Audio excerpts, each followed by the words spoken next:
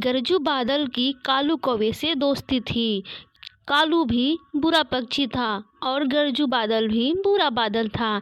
एक दिन कालू कौवा कबूतर के गाजरों के खेत में बैठा गाजरे खा रहा था कि ऊपर से कबूतर आ जाता है। कबूतर पीछे से आकर एक लाठी जोर से कौवे की दुम पर मारता है।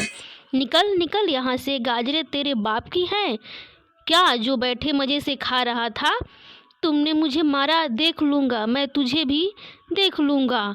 एक और डंडा लगाऊं कि यहाँ से जाता है? कौवा वहाँ से भाग जाता है। कौवा उड़ता हुआ सीधा गरजू बादल के पास जाता है। गरजू गरजू, उसने मुझे मारा, मुझे कबूतर ने मारा है। उस कबूतर की इतनी हिम्मत कि मेरे दोस्त कालू कौवे को मारे, मैं छोड़ूंगा नहीं उसे। गरजू बादल, उस कबूतर के गाजरों के खेत पर जाकर ऐसी बरसात करो कि उसका सारा गाजर का खेत बर्बाद हो जाए, फिर ही मेरे दिल को सुकून मिलेगा। अब देखना मैं उस कबूतर के गाजरों को खेत को कैसे बर्बाद करता हूँ। गरजू बादल गुस्से में जाता है और कबूतर के गाजरों के खेत पर जाकर बरसात शुरू कर देता है। अरे यह कैसे हो सकता है? यह बादल मेरे खेत पर ही बरसात कर रहा है, लेकिन दूसरे जंगल में बरसात नहीं हो रही है। कबूतर भागा भागा चिड़िया के पास जाता है और चिड़िया को जाकर बताता है, चिड़िया चिड़िया, बादल मेरे गाजरों के खेत पर बरसात कर रहा है, उसे रोको जाकर, वो गरजू बादल होगा कालू कौवे का दोस्त। चिड़िया जल्दी से जाती है और गरजू बादल से कहती है, गरजू रुक जाओ, वरना मैं सागर पर जाकर बादलों के राजा से तुम्हारी शिकायत लगाऊंगी। चिड़िया हट जाओ, वरना मैं तुम्हारे घर पर बरसात करके तुम्हारे घर को भी तोड़ दूंगा। गरजू बादल पूरे जोर से बरसात करता है और कबूतर का गाजरों का खेत पूरी तरह बर्बाद कर देता है। फिर कुछ दिनों बाद गरजू बादल और काले कौवे बैठे हुए थे। रानो चिड़िया वहां से गुजरती है। रानो चिड़िया के पास दाना था। कौवा चिड़िया से कहता है, चिड़िया अपना दाना मुझे दे दो। कौवे, काले काले, मैं अपना दाना तुझे नहीं दूंगी, दाना मैं अपने बच्चों के लिए लेकर जा रही हूँ। कौवा चिड़िया के पीछे भागता है, लेकिन चिड़िया कौवे को चकमा देकर वहाँ से निकल जाती है। थक गया मेरे दोस्त गरजू, उस चिड़िया के घर को तोड़ दो। ऐसी बरसात करो कि चिड़िया सारी जिंदगी याद रखे। चिंता न करो, आज मैंने थोड़ा पानी पिया था, मैं कल ढेर सारा पानी पीकर आऊँगा और उस चिड़िया के घर को तोड़ दूँगा। गरजू बादल सागर पर चला जाता है और जाकर पानी पीने लगता है। बादलों का राजा गरजू से पूछता है, गरजू, हमें कहीं भी बरसात करने नहीं जाना है, फिर तुम इतना पानी क्यों पी रहे हो? राजा जी, मैंने 2 दिन से पानी नहीं पिया था, मैं प्यासा था, इसलिए जी भरकर पानी पी रहा हूँ। अगले दिन गरजू बादल पूरी तैयारी से जाता है और रानू चिड़िया के घर पर जाकर बरसात शुरू कर देता है। चिड़िया बेचारी थोड़ी दूर पर बैठी रो रही थी। गरजू बादल, तुम्हें सजा जरूर मिलेगी, तुमने मेरे घर को तोड़ा है, मैं अभी जाकर बादलों के राजा को बताती हूँ। चिड़िया की बात सुनकर गरजू बादल चिड़िया से कहता है, सागर बहुत दूर है, सागर पर जाना बच्चों का खेल नहीं है, तुम सागर पर जाओगी तो फिर न हमारे राजा जी से बात बता पाओगी। ऐसे कहते हुए गरजू बादल वहाँ से चला जाता है। हम जाएंगे, कबूतर, जैसे भी हुआ हम जाएंगे, तुम अपनी तैयारी करो, हम आज ही सागर की तरफ सफ़र शुरू करेंगे।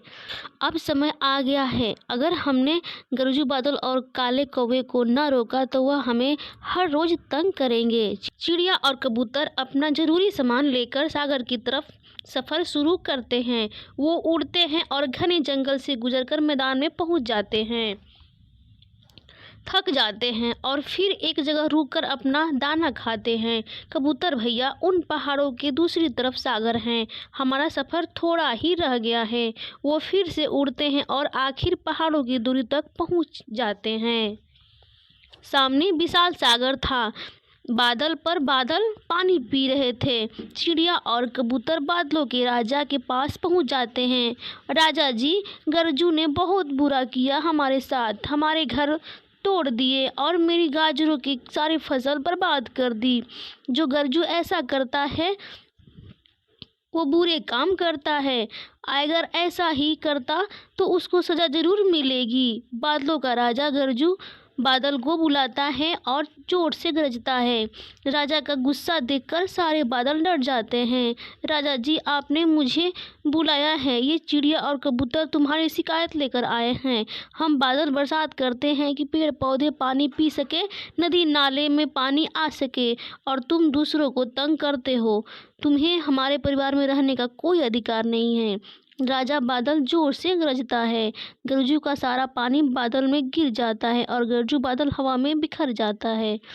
चिड़िया कबूतर, आज के बाद कोई भी बादल तुम्हें तंग नहीं करेंगे। राजा जी, इसका दोस्त कौवा भी है जो गरजू को हमें तंग करने को कहता है। तुम दोनों वापस जाओ, मैं कल उस कौवे को सजा देने तुम्हारे जंगल जरूर आऊँगा।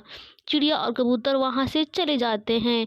फिर दूसरे दिन राजा बादल ढेर सारा पानी पीकर चिड़िया के जंगल जाता है। चिड़िया रानी, कहाँ है उस कौवे का घर? राजा जी, वो सामने वाला घर कौवे का ही है। राजा बादल गुस्से में कौवे के घर की तरफ जाता है और कौवे के घर पर जाकर बरसात शुरू करता है। राजा बादल, मुझे माफ़ कर दे, मेरा घर टूट जाएगा। लेकिन राजा बादल बरसात शुरू रखता है। कौवा रोता हुआ चिड़िया के पास जाता है। चिड़िया चिड़िया, कृपया करो, मुझे बचा लो, मेरे घर को बचा लो। मैं वादा करता हूँ कि आज के बाद मैं किसी को भी तंग नहीं करूँगा। जो हुआ सो हुआ, उसे भूल जाओ।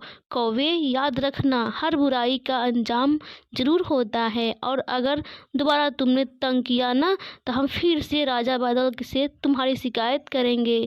फिर रानो चिड़िया राजा बादल को बरसात करने से मना करती है। कौवे, तुम सब पंछी, हम सब बादल, ये पेड़ पौधे आपस में दोस्त हैं। एक दूसरे का ख्याल रखा करो और अच्छे काम किया करो, क्योंकि जो बुरे काम करता है उसे सजा तो मिलनी ही है। ऐसे कहते हुए राजा बादल वहाँ से चला जाता है और कौवा अपने किए पर बहुत पछताता है। चिड़िया रानी, मेरी आंखें खुल गई। आज के बाद मैं मेहनत से दाना ढूंढ कर खाया करूँगा और किसी को तंग नहीं करूँगा। मेहनत में ही अजमत है।